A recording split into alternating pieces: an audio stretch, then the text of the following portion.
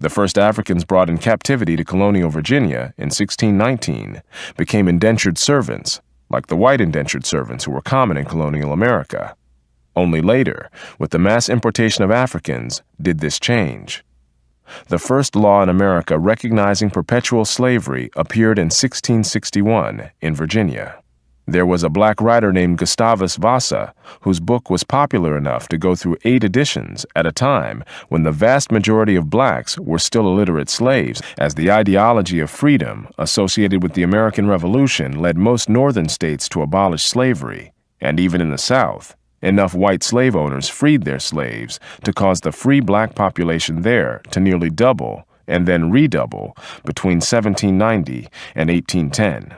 After the invention of the cotton gin in 1793, the cotton plantations of the Deep South began to draw slaves away from upper South states like Virginia and North Carolina toward more southerly states like Mississippi and Alabama, sometimes as individuals sold down the river and often as part of whole plantations that relocated. Thus, the geographic center of the black population moved steadily southwestward at an average of about 50 miles per decade. Meanwhile, the free persons of color were moving in the directly opposite direction. While more than 90% of the antebellum black population lived in the South, the free persons of color were evenly divided between the states of the North and South, and within the South, they tended to leave the Deep South and gravitate toward that region's less oppressive places farther north. The difference in geographic distribution was so extreme, the slave and the free also differed greatly in urbanization. While most black slaves worked in rural settings, by 1860, the free persons of color were more urbanized than even the white population. There were cultural consequences to these historic and geographic differences. While the vast majority of slaves could neither read nor write, the census of 1850 showed that most free persons of color were literate. But it would be half a century later, 2 generations after emancipation, before the same would be true of the black population as a whole.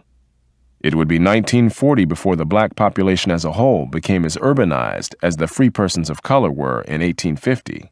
The descendants of the antebellum free persons of color remained predominant among black leaders in many fields, well into the 20th century, and they included W.E.B. Du Bois, Thomas Fortune, Charles Waddell Chestnut, Thurgood Marshall, John Hope Franklin, and many others. Holders of doctoral degrees in the middle of the 20th century, working in the professions in the nation's capital at that time, were by all indications descendants of the antebellum free persons of color. As a group, the free persons of color also differed from the slaves in racial mixture. As in most of the Western Hemisphere, freed slaves were often the offspring of those who freed them, and the adults freed were more often female than male. While only 8% of slaves met the stringent U.S. Census requirement of half or more white ancestry to be classified as mulatto, 37% of the free persons of color did. This is not to say that all the others in either category were of pure African ancestry, but there were very noticeable skin color differences between the more acculturated descendants of those freed before the Civil War and those freed as a result of the Emancipation Proclamation. The noticeably greater success of the former was often attributed to their white ancestry, both by whites and by some of the Negro elite themselves. But the historical and cultural antecedents of that success are undeniable. The point here is that cultural differences led to striking socioeconomic differences also coincided with biological differences, did not mean that biology explained the differences in performance. The offspring of white slave owners not only had a better chance of being freed, they also tended to have better opportunities while still enslaved, being more likely to be house servants rather than field hands, and, in some cases, living the lives of de facto free persons while still legally in bondage. Reconstruction-era Senator Blanche K. Bruce, for example, was, during the era of slavery, tutored alongside his owner's son, or other son, as many believed. During the antebellum era, there were other mulatto offspring of white slave owners who were given special consideration and aid. Some were sent to Oberlin College, sometimes with an intermediary handling financial arrangements, apparently to conceal the identity of the white father.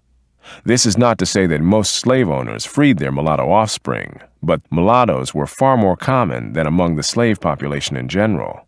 and that women were freed more often than men. Moreover, this pattern prevailed throughout the Western Hemisphere.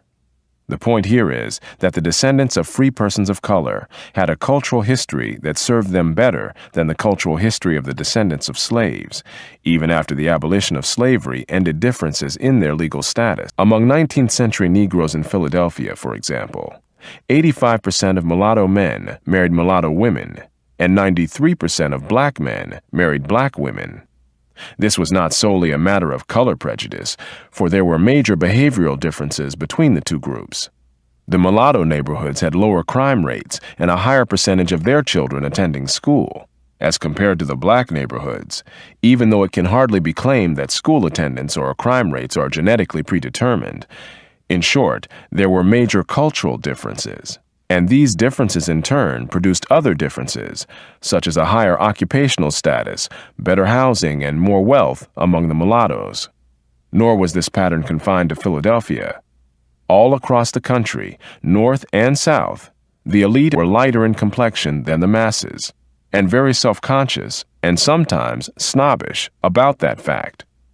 This remained so through at least the first half of the 20th century. These barriers, based on race, prevented cultural elites from separating themselves as much as they would like from lower-class blacks, with whom they were forced to live in proximity and to share institutions. Yet, protests against racial barriers had to be made in the name of all, light or dark, leading to charges of hypocrisy against the elites who spearheaded protests against white social and economic barriers, while maintaining their own social and economic barriers against the black lower class.